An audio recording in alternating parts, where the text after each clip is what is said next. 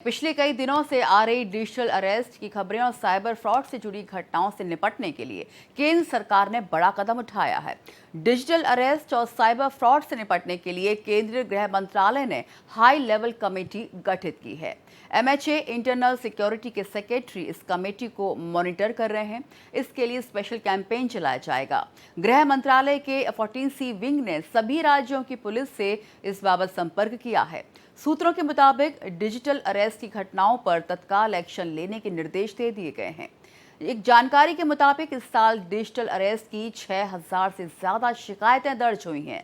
6 lakh mobile phone cyber fraud और digital arrest की घटनाओं में शामिल रहे हैं, जिसके एमएचए साइबर विंग की ओर से ब्लॉक कर दिया गया है। विंग ने अब तक 709 मोबाइल ऐप भी ब्लॉक कर दिए हैं। इसके साथ ही साइबर फ्रॉड में शामिल 1,10,000 आईएमएस ब्लॉक कर दिए गए हैं। इसके अलावा 3.25 लाख फेक बैंक अकाउंट भी फ्रीज कर दिए गए हैं। आपको बता दें कि हाल ही में प्रधानमंत्री नरेंद्र मोदी ने अपने मन की बात प्रोग्राम में डिजिटल अरेस्ट और साइबर फ्रॉड की घटनाओं का जिक्र किया था। साथ ही इसको लेकर लोगों को भी जागरूक किया था। हमारे साथ गोपाल कृष्ण बने भी हुए, आइए उनसे और बातचीत कर लेते हैं। गोपाल, ये बताइए कि साइबर क्रिमिनल्स इन दिनों लोगों को नए नए तरीकों से ठग रहे हैं, ठगी के नए नए तरीके आजमा रहे हैं और उसमें डिजिटल अरेस्ट सबसे ज्यादा चर्चा में बना हुआ है, जिसका जिक्र पीएम मोदी ने मन की बात कार्यक्रम में भी किया था। क्या होता है डिजिटल अरेस्ट? देखिए आरती, अगर डिजिटल अरेस्ट की बात करें तो ये जो इसके लोग हैं जो इसके तहत काम करते हैं, वो सबसे पहले फोन करेंगे, बोलेंगे कि मनी लॉन्ड्रिंग के तहत आपके खिलाफ मामला दर्ज किया गया है, सेटलमेंट के लिए हम बात करते हैं, और उसको लगभग 3-3 दिन तक डिजिटल अरेस्ट करके रखा जाता है। या बोलेंगे कि आपके खिलाफ ड्रग्स का कुछ मात्रा मिला हुआ है जिसके खिलाफ आपके खिलाफ कार्रवाई हो सकती है, जिसके तहत तो इस तरीके से डिजिटल अरेस्ट किया जाता है और उस व्यक्ति से ठगा जाता है। सारी चीज जो है, यानी कि अकाउंट से लेकर के नंबर वगैरह हर चीज जो है वो फर्जी होता है। यही कारण है कि इस पर लगाम नहीं लगाया जा पाया है अभी तक।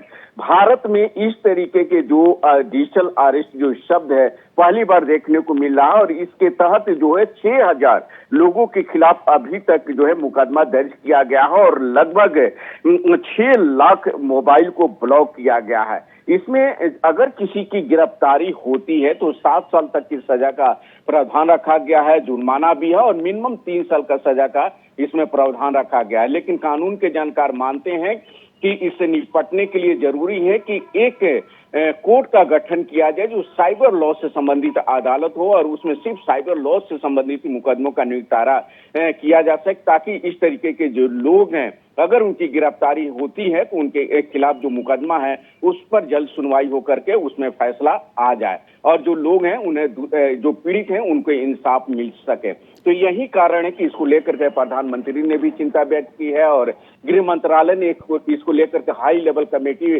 बुलाई थी और इसमें एक कमेटी का गठन भी किया गया था और वह कमेटी देख रही है कि आखिर इस पर कैसे लगाम लगाया जा सकता है। जी गोपाल, और ये जो फ्रॉड है ज्यादातर देखा जा रहा है कि कंबोडिया, म्यांमार, थाईलैंड, लाओस जैसे देशों से किया जा रहा है। विदेशी नेटवर्क के जरिए इस पूरे फ्रॉड को अंजाम दिया जा रहा है। जी बिल्कुल आरती, आपने सही कहा, क्योंकि जो लोग हैं वो भारत में नहीं है, विदेशों में बैठ करके इस तरीके के डिजिटल अरेस्ट करके अपना शिकार बनाते हैं लोगों का। यही कारण है कि उनके खिलाफ कार्रवाई नहीं हो पाती है, क्योंकि किस अकाउंट में पैसा ट्रांसफर करना है, कौन मोबाइल नंबर क्या है, ये सब कुछ फर्जी होता है। कहां से वो जो है ऑपरेट कर रहे हैं, कहां से कॉल कर रहे हैं, इस तक की भी जानकारी नहीं होती है। यही कारण है कि पुलिस भी जो है इस मामले में लाचार है। लेकिन अब गृह मंत्रालय जो है इसको लेकर के सख्त कदम उठाने की तैयारी में जुटा हुआ है।